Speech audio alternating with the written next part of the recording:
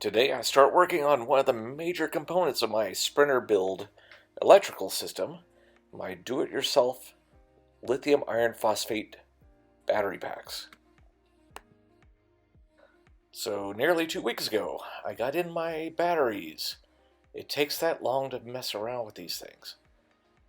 They are packed immaculately. The foam covered every surface.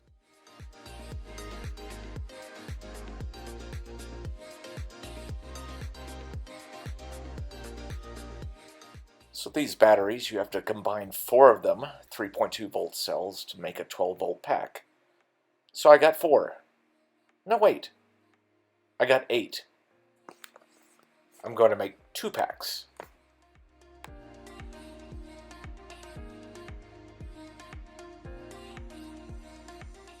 So the first thing you do when you get new cells is you test their voltage. All cells coming from the same source, in theory, should be all matched and all the same voltage. In this case, that's very true. They're all 3.2 volt.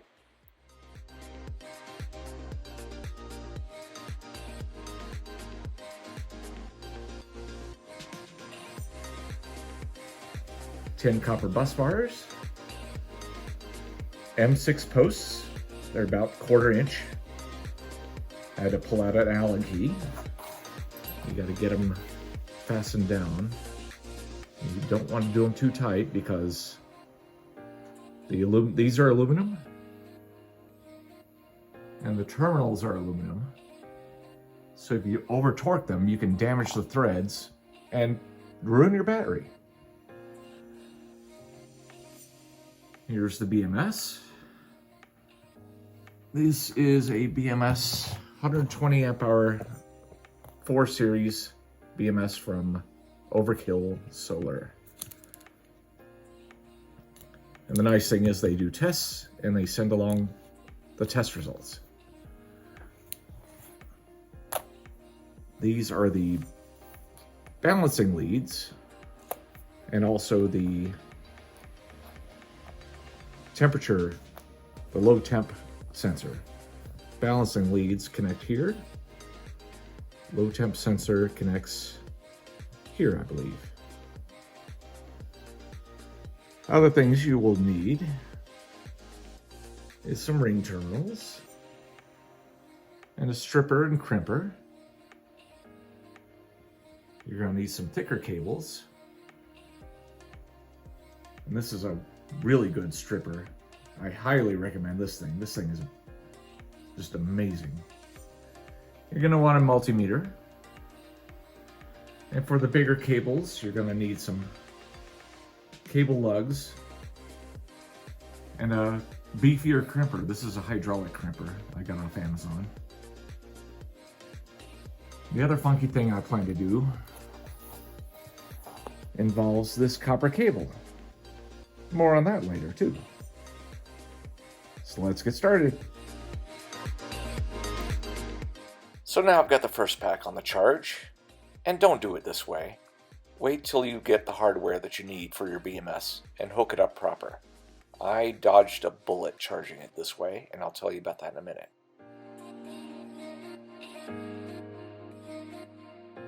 The nice thing with these benchtop chargers is when the voltage gets up to the value you've set, it tapers itself off and reduces the charge. And that's what saved me in this case. I had my charger set to 14 volt, which is 3.5 per cell. And you can see that one was 355. This one's a little lower. And here's where I dodged a bullet. If you go over 3.65, you can damage these cells.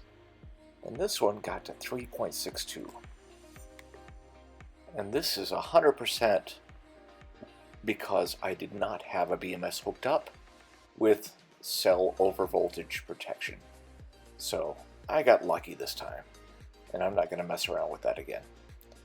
At this point, I put all the cells in parallel to let them top balance out, and then hook them back up to the charger to get them all up to 3.6 volts. This all took like 3-4 days. Here's a handy thing I've learned from watching a video review of a benchtop charger. You can see that thing's charging very slowly with those little wires and the alligator clips. But a lot of these chargers, you can take off those wires, take off these covers on the posts, and put thicker lugged cables on and connect those up, and you'll push a lot more current and charge your batteries up a lot quicker.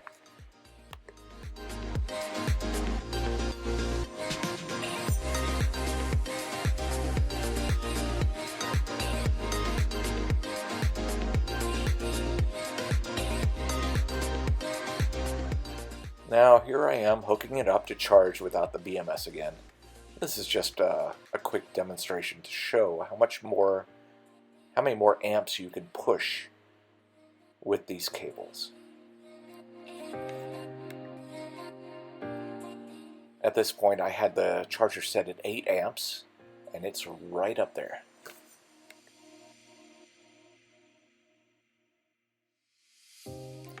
Now I'm ready to hook up the BMS, as one should.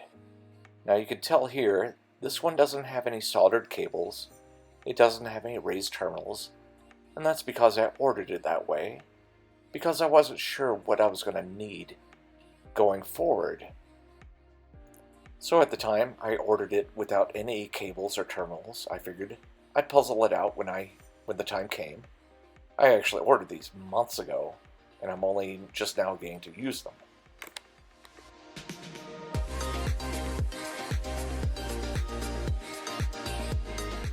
But I'll tell you right now, if you choose to go with these kind of BMSs, I recommend you order them with the raised terminals.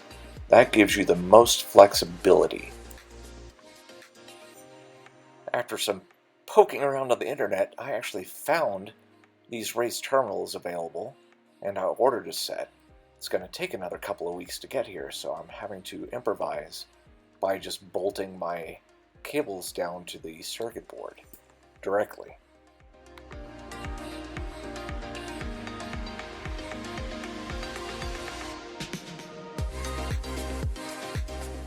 To hook up your BMS, you have to connect several different cables. First are the cables that go to the B- terminals on your BMS. They connect up to your first cell negative. And then you hook up your balance leads.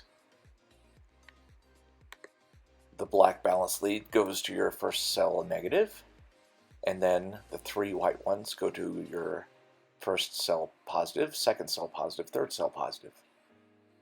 The red lead goes to your fourth cell positive on the end. It's very important you get these in the right order.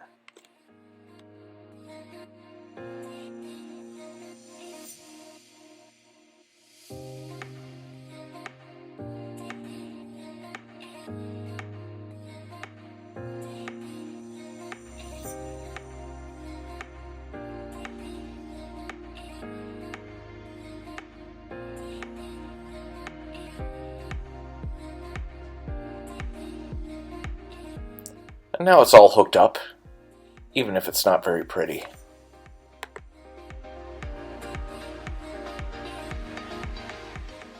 Time to try the app. And it works. There's all my cell voltages. Awesome. This app really has a lot of flexibility. There's a lot of settings you can change if you pay for it.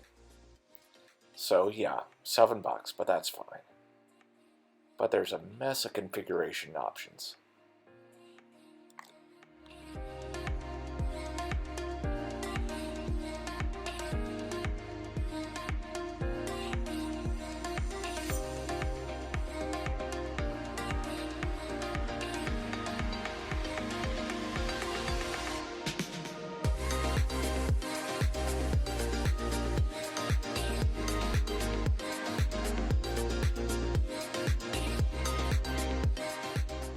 So while pack number 1 over on the left is top balancing, I'm going to start charging up pack number 2, this time with the BMS protection.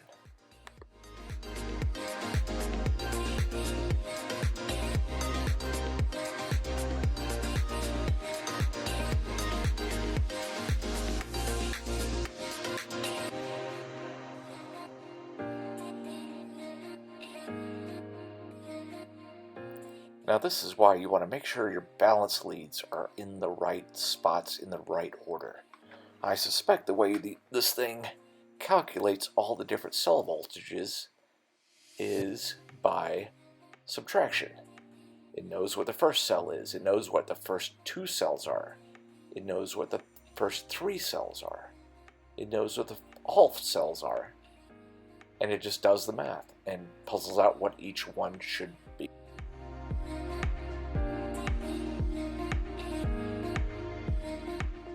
Now you may have noticed that funky bus bar at the top of the screen.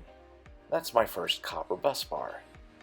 I'm using 6 gauge copper lugs that fit nicely with these braided copper cables. So I've got to puzzle out just how much to cut to leave myself a bit of flex. And there you go, a little bit of heat shrink.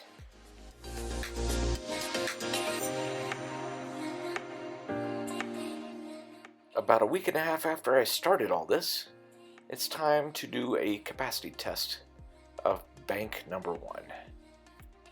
This is a tester I've seen reviewed online. It's pretty neat. You just hook it up to your battery. It's got its own power supply. And you fire the thing up. You adjust the wattage with these 2 knobs. The top one adjusts coarsely, and the bottom one is a more fine adjustment. You don't want to go over 185 watts, else the thing will scream at you. So I'm setting it at 160.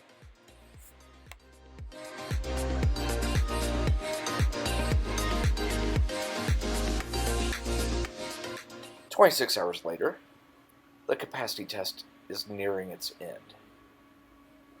And any second now. Normally this would take a few hours less. I set the thing to 75 watts overnight just to make sure I didn't miss the end of it.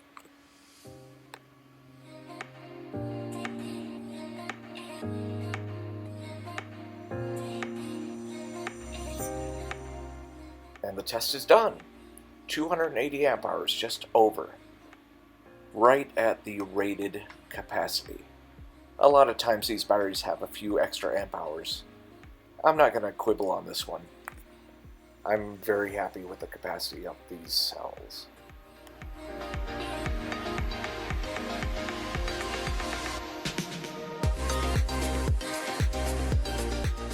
Now it's time to switch things up. I'm going to take pack number 2 off the charger. I'm going to let it sit in top balance for a while.